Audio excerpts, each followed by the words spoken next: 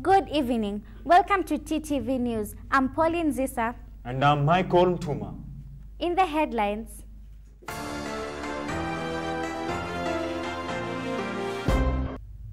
high rates of inflation hit hard on Tangaza students. Kenya's economic disease. Residents struggle at the streets of Dagoretti Market. Daily life has been made simpler through the enhancements of portable computers. And on sports, high-flying Bakanja are champions of Tangaza Intercommunity Tournament.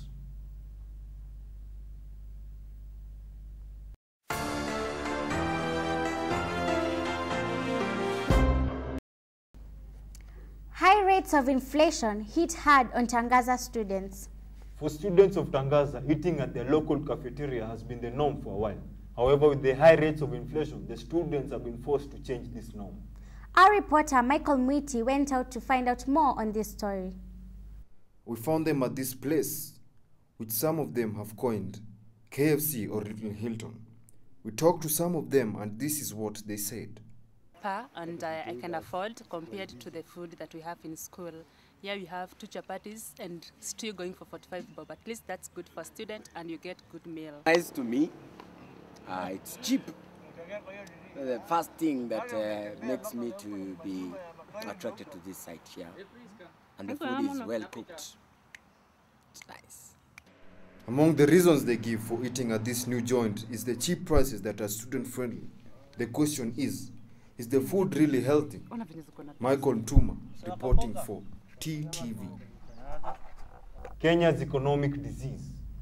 The current economic situation in the country has left many citizens wondering which step to take next. The rate of inflation is quite alarming and even the most essential commodities like food have risen beyond the limits.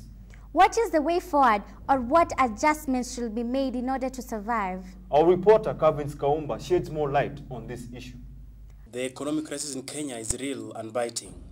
According to the people I talked to, several factors have been attributed to this. Is the price of oil, crude oil, and hence the price of fuel. Kenya is not a country that actually produces oil, but we are a heavy consumer of oil and oil products. When the price of oil and oil products goes up, automatically what tends to happen is the price of goods and services which Kenyans like myself and yourself are demanding, the price of those things also goes up. Actually, there is a very big impact, knowing that as a religious people, we are deeply in solidarity with the entire people of God. That's the church we serve.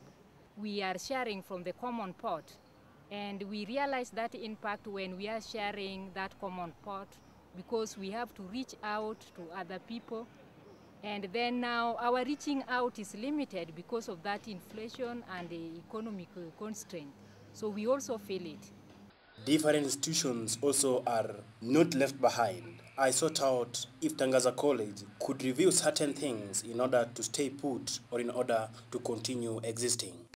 Even the food joint in Tangaza College is not left behind. It's highly deserted, as you can see. In order to survive, a few adjustments or measures have to be put in place. This is Kavins Kaumba reporting for TTV.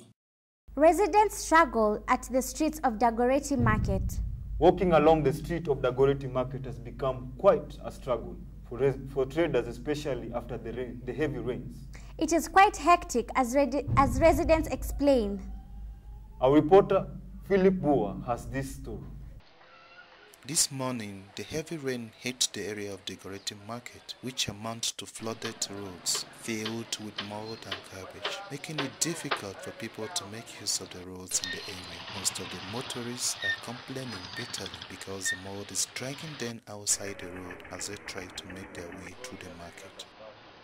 For children living in the area, mud and garbage area is a normal playing ground for them. According to the residents, there is a great improvement. It is not like there before. Before, the government was never committed with everything, but now things are much better than those late days. Than those government, the past government. Things are now much better because we have improved roads, infrastructure. Everything is now improving. The city council came to the site only to instruct the residents to learn how to pick up their own trash and deposit properly to avoid blockages. Meanwhile, the residents are living in fear over the risk of diseases and blockage of drainage, which is hindering the flow of water. Philip Boa reporting for True TV. Daily life has been made simpler through the enhancements of portable computers. The penetration of information technology has become the backbone of the economy. Technology is a must-need aspect in the society. People have realized that without it, there is no improvement of the welfare of the society. Our reporter, Pauline Munga, has this feature. Portable computers, or better yet, known as laptops, are one of the fast expanding technologies that have made life simple and brought a change to the society of today. The first portable consumer computer, the T1100, was the best laptops back in the early 1895. It was expensive, slow, big in size, heavy, and used floppy disks. Compared to today's laptops, the T1100 would seem like an artifact from the Stone Age that should be displayed in museums. Modern laptops like this provide a new horizon in technology and are far superiors in terms of speed, efficiency, and design. They are smaller in size, cheaper, and instead of floppy disks, they have moved to the use of flash disks and compact disks. Laptops such as this have prices that starts from as low as 20,000 Kenya shillings and are specifically designed for the use by students. Tangaza students are among those who enjoy these privileges of using such technology to make work easier for them. I spoke to some of them who use this technology. My experience of laptop, I've been using laptop for quite some 3-4 years now. And personally, the laptops that I used, they are user-friendly for me. And the little ICT I know, I'm able to maneuver my way around. So personally, I'm not too much into, ICT, but it helps me all right. I'm able to communicate, internet, use it for my personal works and all those things. The future of laptop technologies hold even further possibilities for both students and all those who use the technology. And who knows, maybe we'll even have laptops that are fully automated. Reporting for TTV, I'm Pauline Munga.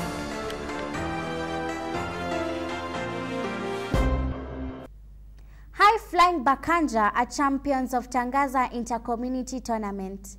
Bakanja football team won the finals of the Tangaza Inter-Community Football Tournament this afternoon after defeating the mighty Conventuals by scoring 11 penalty shots to 10 at Don Bosco Tume grounds. Our reporter, Emmanuel Kiza, was there for TTV and gave us more details in this report.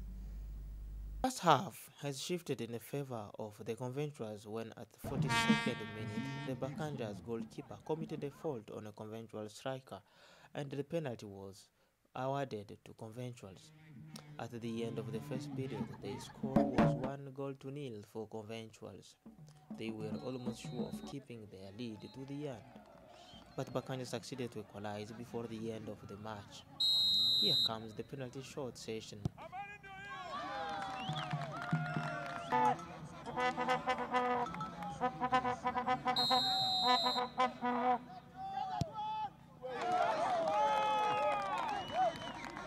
Conventuals didn't have more chances when their last shooter crucified their hope by kicking the ball out of the net. On the other side, the last shooter of Bakanja has successfully scored his last penalty shot and sealed automatically the victory of his team. What a disappointment for Conventual's players who were almost sure of winning after leading by 1 goal during the first period. Let us put our hands together. Celebrating at this moment. It is a joy to be part of this wonderful day. Bakanja is champions of the community tournament, and their captain expressed his joy of winning for the first time. First of all, I'd say congratulations to Bakanja for winning this trophy. When we started, it was a long journey, and today we thank God that we won the Tangaza tournament. Utume Stadium, Emmanuel Kiza reporting for TTV. And now for TTV Weather News.